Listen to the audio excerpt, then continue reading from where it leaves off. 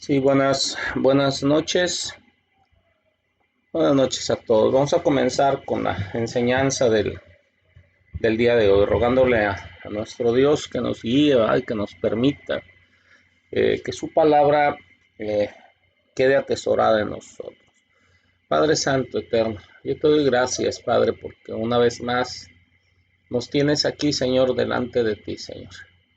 Permíteme compartir tu palabra con mis hermanos, Señor. Permíteme, Padre, ser un instrumento tuyo, Señor, en el compartimiento de tu palabra. Señor, dame palabra sencilla, entendible, y a mis hermanos y a mí danos un oído dócil, y que lo que tú nos instruyas el día de hoy, Señor, quede atesorada en nuestras mentes, en nuestros corazones, Señor.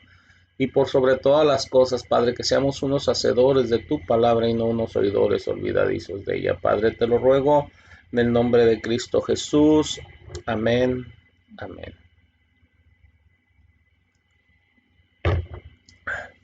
Para los que hacen anotaciones, pónganle como título a la enseñanza: el perdón de Dios es inmerecido.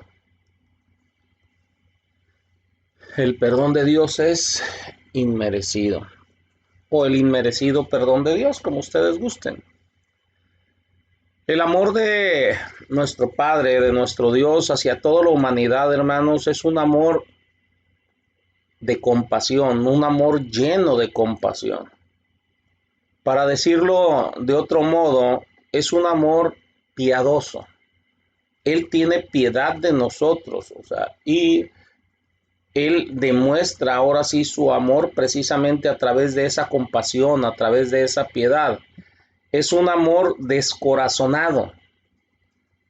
Él es bueno, Dios es bueno, la palabra dice que es bueno, Dios es bueno y es perdonador. Dice su palabra que Él es grande en misericordia para con todos los que le invocan. El Salmo 86, versículo 5 dice: porque tú, Señor, eres bueno y perdonador y grande en misericordia para con todos los que te invocan. De Jehová nuestro Dios, hermanos, es tener misericordia y el perdonar, aunque contra Él nos hemos rebelado. Eso nos dice Daniel 9:9. Dice: de Jehová nuestro Dios es tener misericordia y el perdonar, aunque contra Él nos hemos rebelado. Éxodo 34:6 nos dice: Dios es misericordioso y piadoso, tardo para la ira y grande en misericordia y verdad. Éxodo 34:6 nos dice: Dios es amor. Es un versículo muy conocido, ¿va? Perdón, primero de Juan 4, versículo 8 y versículo 16 dice: Dios es amor, ¿va? Primera de Juan 4, versículo 8 y 16. Entonces, precisamente por todos estos versículos y muchos más, les comento que el amor de Dios hacia toda la humanidad es un amor lleno de compasión. Es un amor piadoso. Y nosotros debemos entender que no hay nada, escúchenme bien, hermanos, no hay nada en algún pecador que pueda atraer el amor de Dios o que Dios nos ame. No hay nada en nosotros que pueda hacer que Dios nos ame o que pueda atraer el amor de Dios. Él no nos ama porque seamos amables. Él no nos ama porque seamos buenas personas. Él no es compasivo con nosotros porque nosotros nos merezcamos su misericordia. Nosotros, a lo mejor no les va a gustar a algunos de ustedes lo que voy a decir, ¿verdad? Pero nosotros somos unos pecadores despreciables y viles. Así de sencillo. Que si no fuésemos salvos por la gracia de Dios, simplemente seríamos arrojados al basurero de la eternidad, que es el infierno. En nosotros como personas, como seres, no hay ningún valor, no hay nada digno de ser amado. Si no hay nada de valor, no hay nada digno de ser amado. O sea, en mi persona no hay nada digno de ser amado de parte de Dios. O sea, no hay una sola razón en mi persona por la cual Dios me ame. Hace un tiempo escuché a una persona por ahí tratando de darle a una persona, a otra persona, lo que podíamos llamar un estímulo a su ego, ¿va? Bueno, esos seguidos se escuchan, ¿va? Ya saben cómo saca el campeón que hay en ti, ¿va? O Dios preferiría no existir, existir sin ti, y cosas por el estilo. Pero normalmente se centran este tipo de personas diciéndole a la gente, ¿sabes qué? Dios te ama por lo que eres. Créanme que eso es ser un iluso, ¿va? Esta persona continúa diciéndole a esta otra persona, dice, Dios te ama por lo que eres y debes de verte como alguien especial porque eres la máxima creación de Dios. Tú eres especial para Dios. Pero déjenme decirles una cosa, hermanos, ese no es el punto, ¿eh? Dios no nos ama por lo que somos. Él nos ama a pesar de lo que somos. No nos ama porque seamos especiales. Más bien es solo su amor y su gracia los que dan significado a nuestra vida.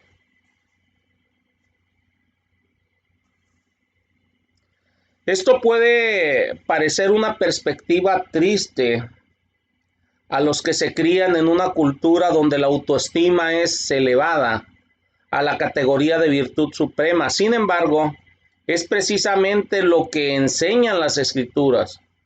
Nosotros pecamos, pecaron nuestros padres, nosotros hicimos iniquidad, nosotros hicimos impiedad. Fíjense lo que dice el Salmo 106, versículo 6. Es exactamente lo que les acabo de decir. Pecamos nosotros como nuestros padres, hicimos iniquidad, hicimos impiedad.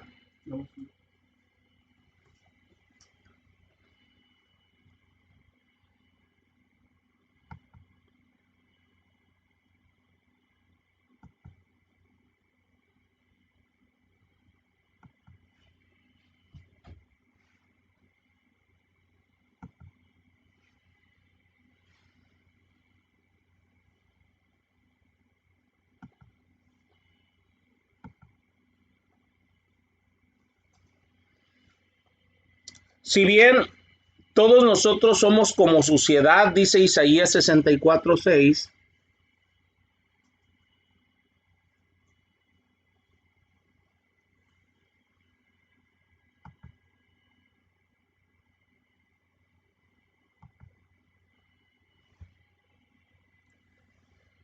si bien todos nosotros somos como suciedad y todas nuestras justicias como trapo de inmundicia y caímos todos nosotros como la hoja y nuestras maldades nos llevaron como el viento.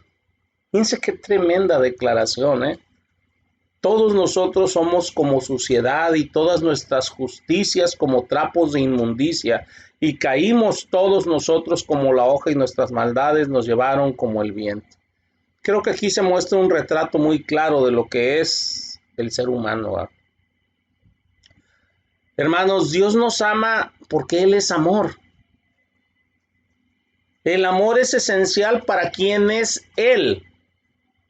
En lugar de ver su amor como una prueba de algo digno en nosotros, deberíamos de sentirnos humillados delante de Él.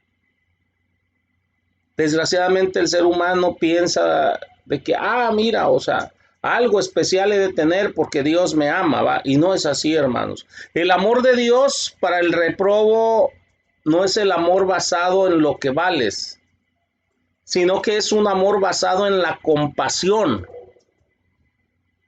Esa compasión por aquel que pudo haber tenido algún valor y nunca lo tuvo.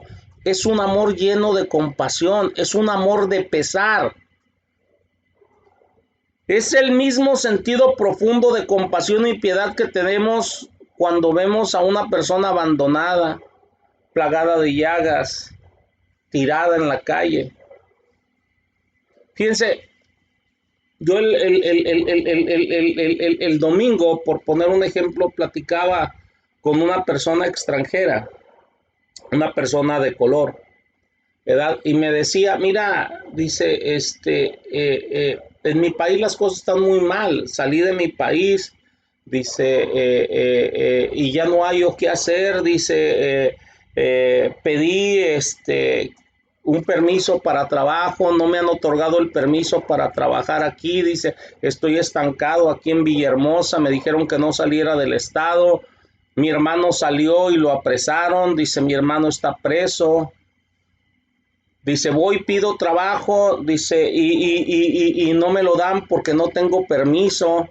Dice, entonces, dice, tengo que vivir de alguna manera, voy, pido en los semáforos y eso dinero, dice, y la gente me insulta, la gente me agrede, me dice, ponte a trabajar. Dice, otros llegan, dice, y nos piden una cuota para dejarnos trabajar allí, que si no nos van a matar. Yo escuchando todo eso, hermanos, pues lo que el Señor hizo sentir en mí es precisamente compasión. Y no porque este joven sea bueno, sino por su estado. Y yo volteo y veo precisamente ese amor lleno de compasión de Dios hacia nosotros por nuestro estado, no por lo que somos. Yo quiero que entendamos, hermanos, que el amor no es incompatible con la repulsión, inclusive nos puede ser repulsivo una persona, por ser una persona llagada, una persona enferma, pero aún así tener compasión y mostrar nuestro amor en esa compasión. El amor de Dios es una compasión, es una misericordia genuina, compasiva, comprensiva. La misma palabra dice que mi Señor Jesucristo nos comprende porque Él mismo fue tentado, ¿verdad? Entonces, hermanos, entendiendo esta parte, hermanos, que yo no soy merecedor del amor de Dios, debo de entender que no soy merecedor del perdón de Dios. Y es aquí donde está la buena noticia acerca de la salvación. La buena noticia acerca de la salvación comienza con la mala noticia acerca del pecado, porque el pecado me hace ser repulsivo delante de mi Dios. Como dijo mi Señor Jesucristo, los sanos no tienen necesidad de médicos, sino los enfermos. No he venido a llamar a justos, sino a pecadores al arrepentimiento. Eso me dice Marcos, capítulo 2, versículo 17.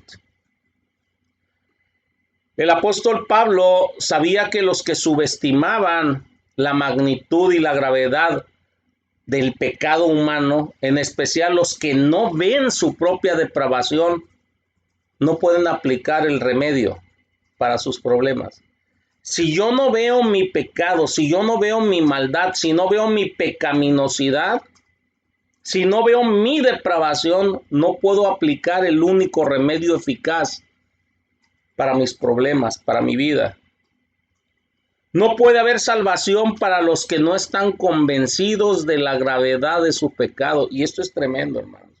Si una persona no está convencida de la gravedad de su pecado, si se siente buena, si se siente, o sea, que los demás son los que le han fallado, si siente, o sea, que él, o sea, no merece lo que pueda pasarle a su vida o lo que le haya pasado, créanme, no puede haber salvación porque no están convencidos de la gravedad de su pecado. No puede haber ninguna palabra de reconciliación para los pecadores que permanecen ajenos de su alejamiento de Dios.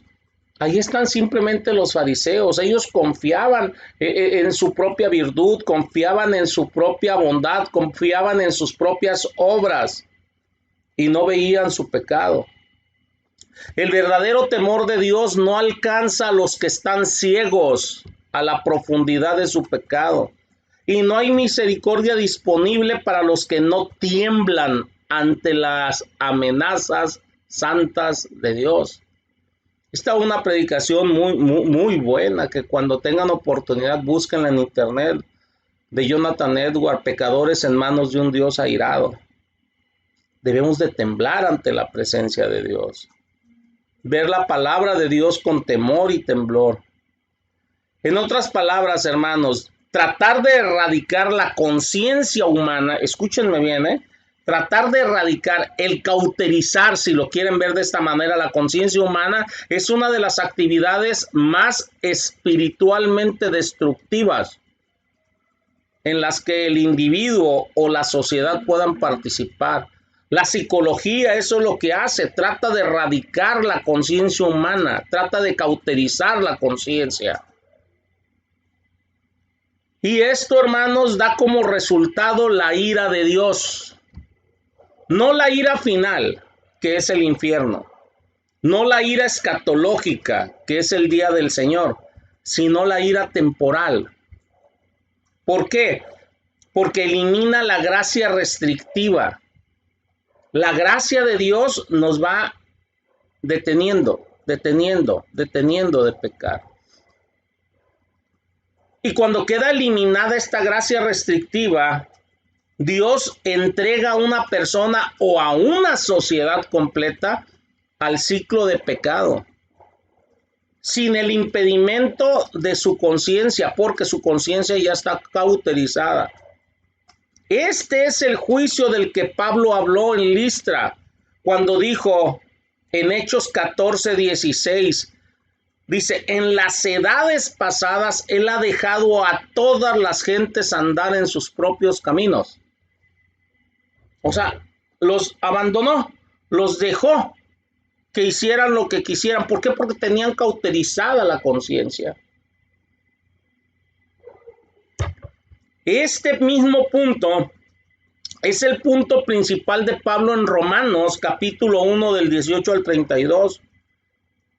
En Romanos 1, del 18 al 32, Pablo describe el juicio de Dios que da como resultado la disminución, ahora sí, de la humanidad en el pecado sin sentido. Debemos de tener en cuenta que la característica más dramática del relato de Pablo no son los pecados espantosos y grotescos que ahí se relatan, sino cómo el ser humano va descendiendo, ahora sí, bajo la ira de Dios, y Dios los abandona y van endureciendo sus corazones hasta que llega el momento que pierden la conciencia. Dice, Dios los entregó, Dios los entregó, Dios los entregó. Lean con calma Romanos 1 del 18 al 32. Pablo afirma en estos versículos que la ira de Dios se revela. Fíjense bien, dice, se revela. Romanos 1, 18. Se los voy a leer, dice, porque la ira de Dios se revela desde el cielo contra toda impiedad e injusticia de los hombres que detienen con injusticia la verdad. Entonces la ira de Dios se revela, ¿por qué? Porque las personas detienen con injusticia la verdad. ¿A qué se refiere Pablo con esto? Miren, hermanos, aquí se refiere a los pecadores que con éxito han logrado silenciar sus propias conciencias.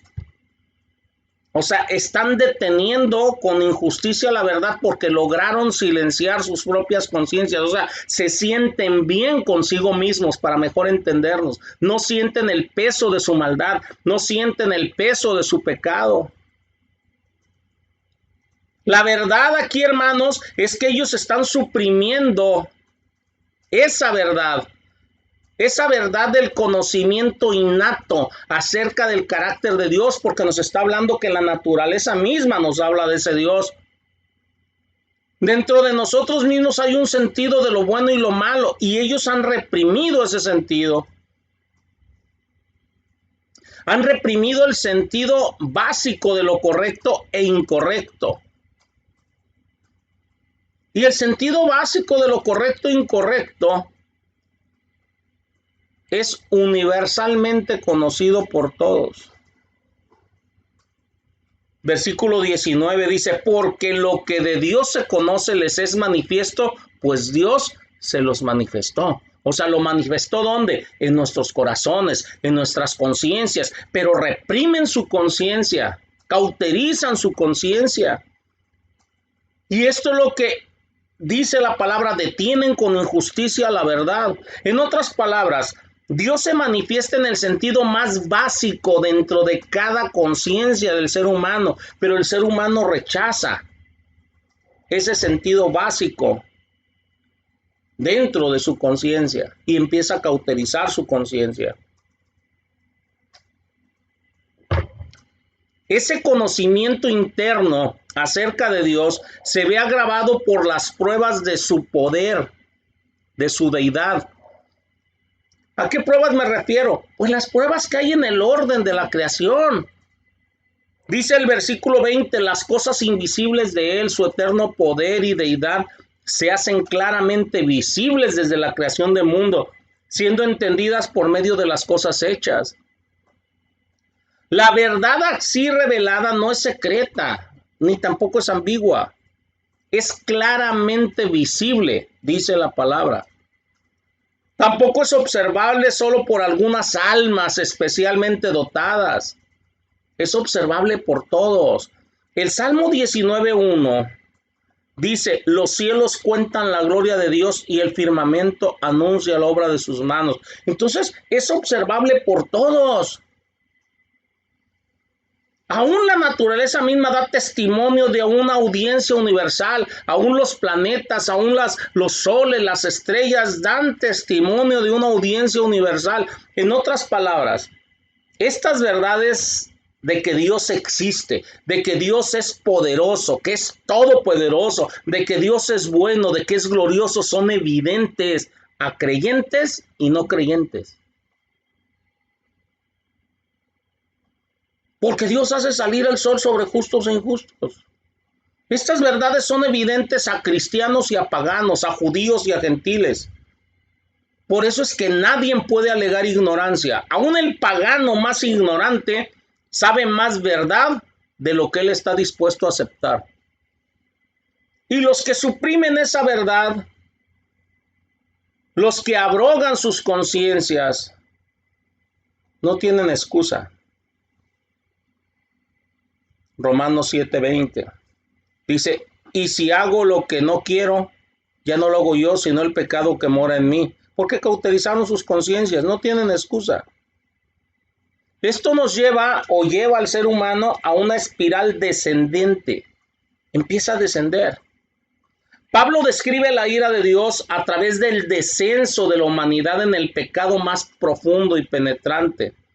Va describiendo los pasos de ese descenso como si hubieran sido tomados de las primeras planas de nuestros periódicos. La sociedad más moderna llega al abismo de la incredulidad y el desenfreno, con lo que la verdad de las Escrituras se ha cumplido.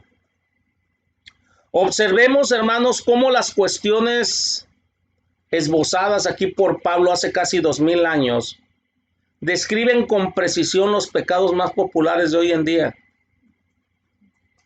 Y estos aparecen en las siguientes áreas: el secularismo, la falta de sentido común, la religión corrupta, la lujuria descontrolada, la perversión sexual.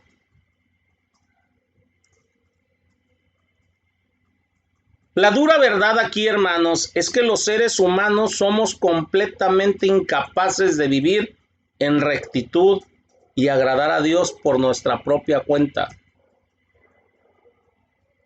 En pocas palabras, hermanos, sin Él estamos perdidos.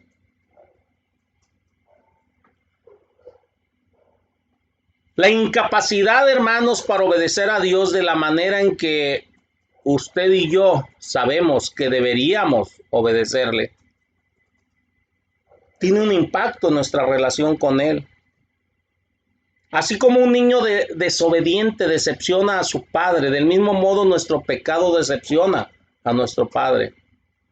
Sin embargo, al igual que un padre recibe con los brazos abiertos a un hijo que confiesa su desobediencia con un espíritu de arrepentimiento, Dios nos devuelve el gozo de la salvación cuando confesamos nuestros pecados a Él. El Salmo 51:12, fíjense, es un versículo hermoso. Acuérdense que el Salmo 51 fue escrito por David después de su pecado con Betsabé. Lávame, límpiame de mi pecado, seré más blanco que la nieve. Pero fíjense bien, después de todo eso, el Salmo 51:12 dice, vuélveme el gozo de tu salvación. O sea, permíteme sentir, o sea, a través de tu perdón, el gozo de tu salvación y espíritu noble, me sustento. Qué tremendo, ¿eh? Cuando nosotros como creyentes pecamos, ya no tenemos ese gozo de la salvación. Como parte de su nueva vida, hermanos, en Cristo, creo que ustedes y yo queremos mantener esa relación íntima con Él para tener en todo momento ese gozo de nuestra salvación. Pero para hacer esto, hermanos, ahí les va el secreto. Necesitamos confesar continuamente nuestros pecados a Dios. De ustedes, ¿cómo? ¿Voy a estar confesando siempre los mismos pecados? No, cuando hablo de confesar continuamente es, si pequé hoy, dice la palabra, si hubiese pecado, ¿va? Y el abogado tenemos delante del Padre, a mi Señor Jesucristo, y debo de confesar mi pecado. Y es algo en lo cual los cristianos, o sea, a veces nos olvidamos, hermanos. Nos olvidamos de confesar nuestro pecado. Yo hace rato le comentaba a mi esposa por X circunstancia delante de mi Dios, va. Le confesaba a mi esposa, me vio pensativo y me dice, ¿qué tiene? Le digo, estoy pensando, le digo, ya luego te platico. Va, estaba molesto conmigo mismo por no haber esperado hasta el último día en mi confianza hacia Dios. Por unas cosas que estaba esperando yo acá. Ya algunas cosas ya las estaba dando por perdidas, ¿va? Era ya poco, pero aún así mi molestia es no haber esperado. Y el Señor, como siempre, fue fiel. Fue fiel, fue fiel. Si confesamos nuestros pecados, primera de Juan 1:9 dice, Él es fiel y justo para perdonar nuestro pecado y limpiarnos de toda maldad. Eso fue lo que hizo David. Confesó su pecado y dijo, Espíritu noble me sustente. Vuélveme el gozo de mi salvación. Un cristiano entonces confiesa continuamente, ¿y qué creen? Dios perdona continuamente. Tú confiesas, claro está, no vas a estar cometiendo los mismos pecados. Digo, eso ya es una sinvergüenza, eso sería una muestra de una persona, o sea, que nunca se ha arrepentido, porque arrepentimiento es cambio de mente. Hace rato yo les estaba hablando, era una cuestión de fe, no fue una cuestión de otro tipo, ¿eh?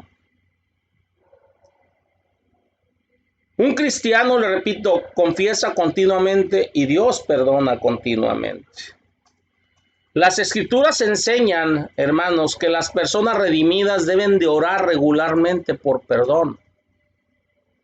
Mientras vivamos en un mundo de pecado y tengamos nuestras propias tendencias pecaminosas, tiene sentido que como cristianos, aunque eternamente limpiados,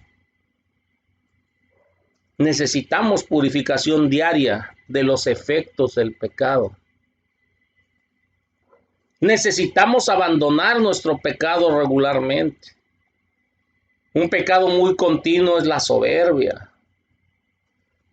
A veces nos empezamos a creer autosuficientes. Fíjense, parte de mi enojo conmigo mismo estaba porque ayer platicando con un hermano, o sea, que de la iglesia que tramita tarjetas de crédito y eso, yo le estaba platicando, mira, he hecho un buen historial al paso del tiempo y, o sea, y por eso el banco confía en mí, o sea, le estoy dando la versión corta. No, hermanos, yo no he hecho nada, el Señor es el que lo ha hecho. Porque el Señor me transformó y el Señor es el que me ha dado la fuerza, la fortaleza para poder dar un buen testimonio. ¿Qué es lo que estaba mostrando ahí? Soberbia y autosuficiencia en una plática y no le estaba dando la gloria al único que es digno de recibir la gloria. Necesitamos abandonar nuestro pecado regularmente. Por eso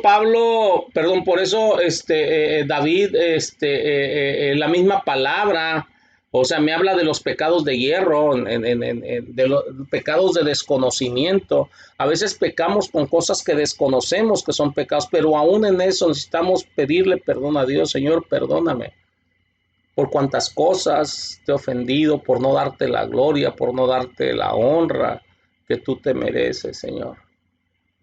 Aún en aquellas cosas que desconozco, o aún en aquellas cosas que todavía no comprendo. Hermanos, aquí no estamos buscando el perdón de un juez enojado, estamos buscando el perdón de un padre amoroso. Sí, un padre disgustado y afligido, pero amándonos de todas maneras. La confesión verdadera de pecado no es solo admitir que hicimos algo incorrecto, sino admitir que nuestro pecado fue contra Dios. Acuérdense de David, contra ti solo he pecado. Nuestro pecado es contra Dios y es un desafío a Él personalmente. Por tanto, la característica principal de la confesión es estar de acuerdo con Dios en que somos impotentemente culpables.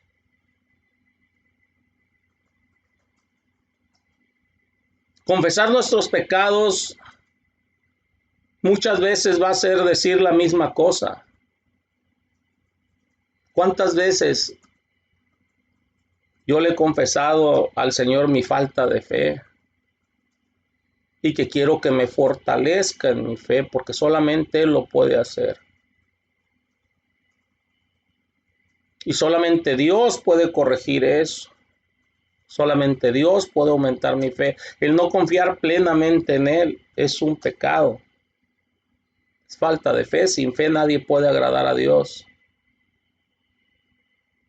Yo debo de admitir que la perspectiva de Dios de mis transgresiones es la correcta. Mi perspectiva es la que está equivocada, la de Él es la correcta. Por esta razón, hermano, la confesión verdadera también implica arrepentimiento. Arrepentimiento es cambio de mente, es cambiar mi manera de pensar acerca de.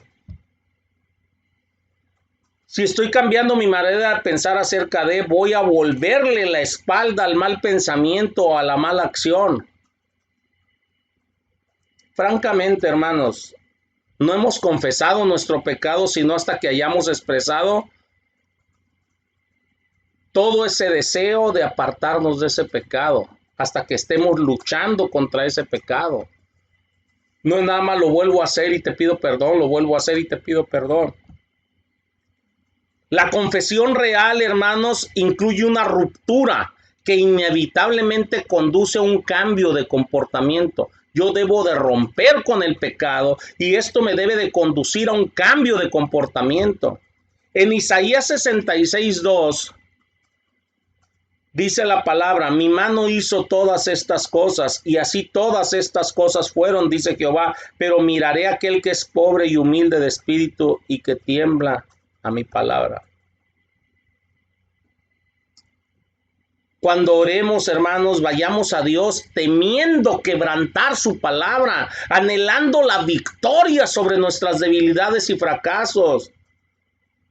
Confesar nuestro pecado, hermanos, sin embargo, no elimina la disciplina de Dios, Aunque nos arrepintamos, Dios a menudo nos castiga, nos corrige, nos disciplina para corregir nuestro comportamiento futuro. Si Él no nos disciplina por algún comportamiento pecaminoso, créanme que fácilmente lo volveríamos a hacer. Yo debo de entender que yo merezco la corrección. Les voy a poner un ejemplo nada más, cuestiones financieras, que es muy común hoy en día. A veces nos endrogamos, nos endeudamos más de la cuenta. Y luego le decimos al Señor, ¿por qué, Señor? O sea, no quiero sentirme así, dame para liquidar. Sí, el Señor te va a llevar a liquidar, pero te va a disciplinar en ese proceso, porque si te saca inmediatamente, Él tiene todo el poder para sacarte inmediatamente, lo vas a volver a hacer. Cuando Dios nos disciplina como sus hijos, es para nuestro beneficio. Hebreos 12, versículos del 5 al 11, dice que Él nos castiga como hijos para que podamos ser mejores hijos, en pocas palabras. Hebreos 12, del 5 al 11. Con demasiada frecuencia los creyentes tienen el punto de vista equivocado en cuanto a lo que respecta a la disciplina. No quieren la disciplina de Dios. A veces están inclusive cuestionando a Dios por qué Dios permite que cosas horribles nos ocurran. La confesión del pecado, hermanos, nos permite ver la disciplina desde la perspectiva de Dios. O sea, merezco esta corrección. Solo entonces, hermanos, se puede ver cómo Dios, mediante resultados dolorosos, nos va moldeando para llevarnos lejos del pecado hacia la justicia divina. Sin embargo, hermanos, entendiendo todo esto, debemos de entender que Dios es un Dios, nuestro Dios, un Dios que perdona. En respuesta y gracia, nosotros le confesamos nuestro pecado a Él, nos apartamos del pecado. No vaya a ser que pisoteemos su gracia, ¿va? Y Él nos perdona. Una persona que por sí misma intenta cubrir su pecado, acuérdense, dice Proverbios, no prosperará.